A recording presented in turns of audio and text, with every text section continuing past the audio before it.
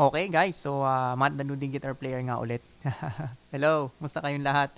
Ayan, ngayon mag-share muna din ako ng konting nalalaman and sana makatulong. Hindi ko na masyadong paliligoy-liguyin, ano. Yun, tinatry ko kasi as much as possible na umikli yung aking mga sinishare na videos. So, may nagtanong sa akin paano ma-improve ang tunog.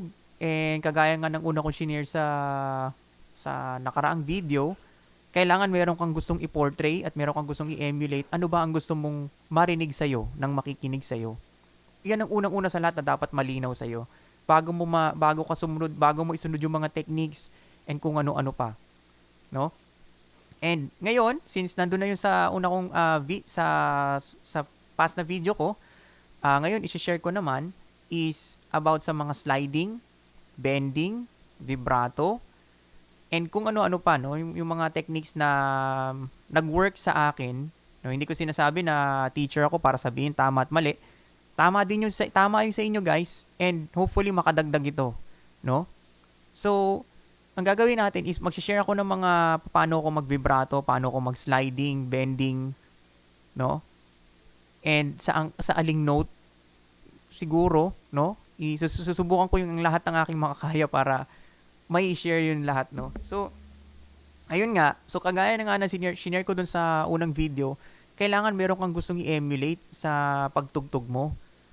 Para bawat notes na tutugtugin mo, no, meron siyang expression. Ako, kung kunyari, ang gusto ko kasi, ang turing ko sa bawat notes is parang kumakantang singer. No? So, kung happy birthday siya, ah,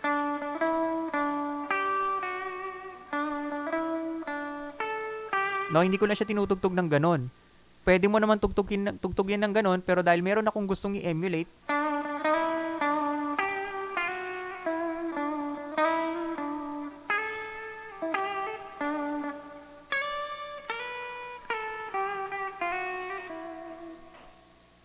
ah,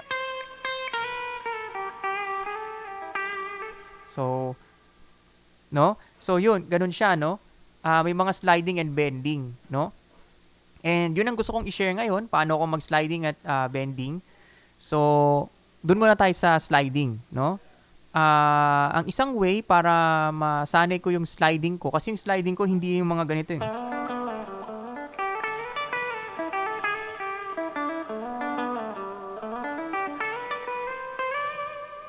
No? Hindi lang siya basta ganon na nagsislide lang ako, no? Yung sliding ko, minsan pwedeng half step, pwedeng whole step, depende nga eh. Pero most of the time, half step lang. Kasi binibigyan niya ng konting art or binibigyan niya ng konting lande or arte yung bawat notes. Kasi nga, bakit ko ginagawa yon? Ayan. Kasi alam ko na kung bakit ko ginagawa yon. Hindi ko siya ginagawa for the sake na pagandahin ng tunog. Hindi. Alam ko kung bakit ko siya ginagawa. Kasi yun ang kadalasan naririnig ko sa mga vocalist eh. Kunyari, happy birthday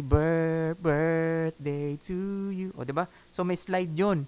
Hindi siya yung parang, hindi siya yung happy birthday na tuloy-tuloy lang na diretso lang.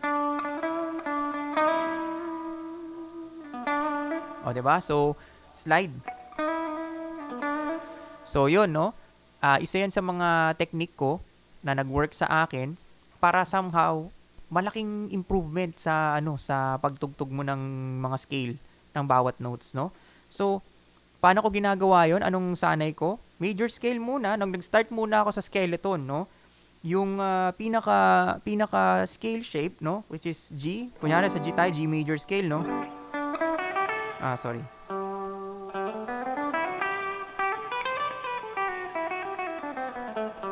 Okay? Okay? So, yan yung scale shape, no? Ng G major scale. So, ang ginagawa ko, slide, no? Ang slide ko is half step lang. No? And ang slide ko, hindi siya basta-basta slide lang na tas diretso na yung notes. Hindi. Pag nag-slide ako, may vibrato ng konti. Yan o. And hindi ko siya pinapatagal dun sa wrong note. Sa chromatic note, slide lang. Okay? So, ang naging sanay ko nito, nag-start ako sa major scale, yung G major scale or basta major scale, nilagyan ko siya ng mga slide lahat. Para at least ma-familiarize ko bawat note kung saan ako dapat mag-slide. Kung saan ko gustong mag-slide, hindi saan dapat, saan mo gusto mag-slide. Oh. Okay? So, ganito siya, no? So, ito yung normal na G major scale shape, no? So, alisin ko muna to, no? So, slide, slide, slide. Pabalik naman. Or, pwedeng pull off, pabalik. Or pwedeng slide pabalik. Slide pabalik. Or pwedeng ganun din.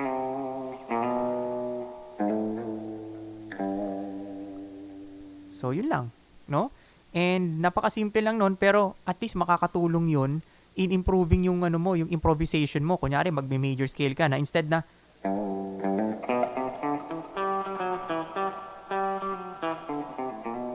o, di ba? Nagsislide ako.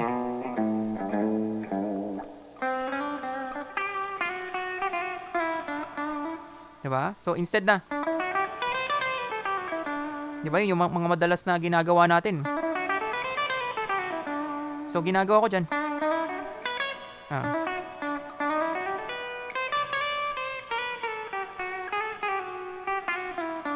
O, di ba?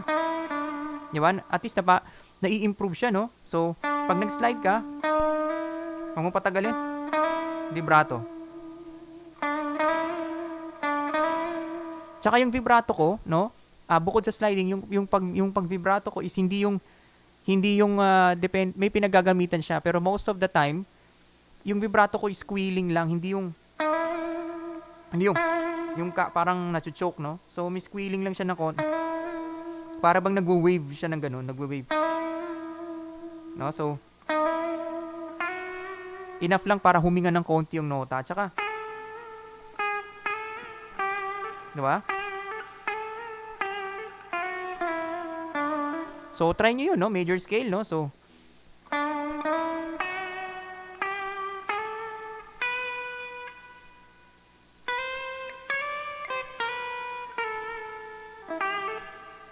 yun lang siya, basically. So, once again, ba't ko ito ginagawa? Kasi, yan ang madalas na, yan ang madalas na, sa perception ko, yan ang vocal, yan ang pagkanta ng mga vocalist, eh. Meron siyang vibrato, hindi siya yung straight na, ganun. Meron siyang hinga, meron siyang nagva-vibrate yung frequency ng sound, no? So, in a way, nai-improve niya ng malaki yung, instead na magtugtog ka ng skala na, wala namang mali doon. Wala namang mali. May paggamit din naman yon. But then again, kung gusto mo yung expressive talaga, di ba?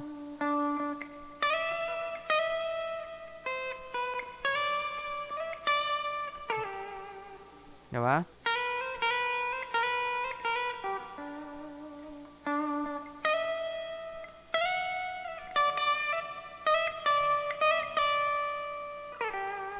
O, diba? Sliding. Bakit ko siya ginagawa? Kasi, yun yung ano eh. Hanggang sa muli pagkagigi. O, diba? May slide.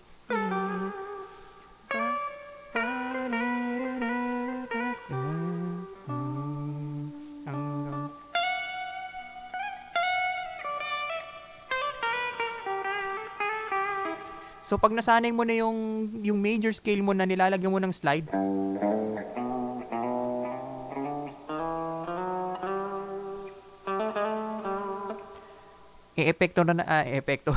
magwo-work na rin yun sa mga pentatonic scale at iba po pang mga skala, kahit pa yung mga chromatic notes.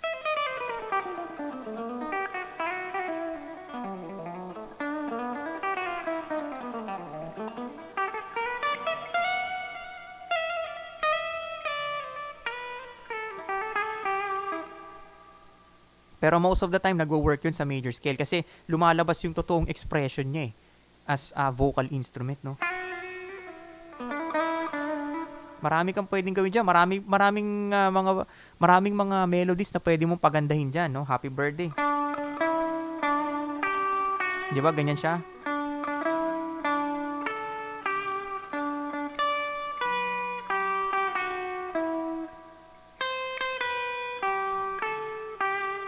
Pwede mo pagandahin yan gamit ang sliding at vibrato. O, di ba?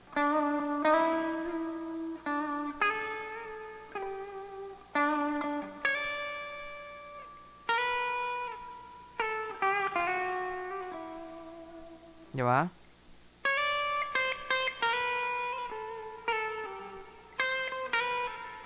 O, pwede rin ganun. O, di ba? Vibrato. O, di ba? Staccato. No? So, yun yung aking way para ma-improve ko yung bawat notes na tinutugtog ko. Hindi siya yung tunog straight lang na ganun. Kahit mag-noodling ako ng major scale, no? Diba? Yan yung mga... So, kahit pa sabihin mong straight up na ganun, na noodling lang,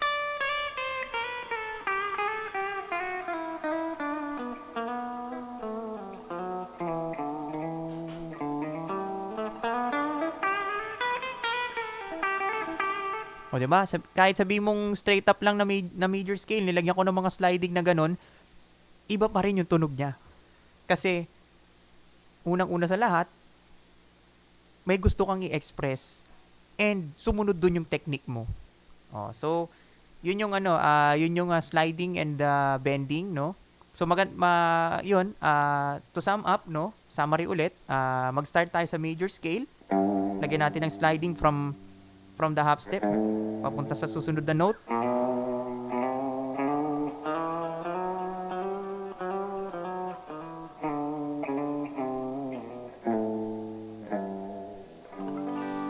No? So, yun lang, no?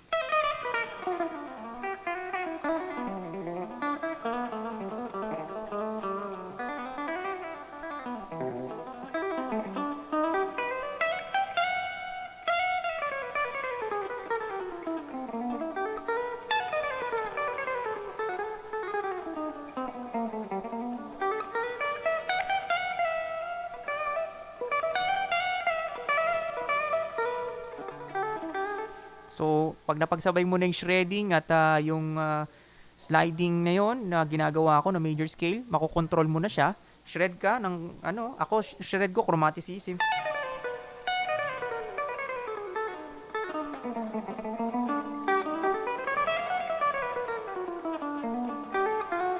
Sliding.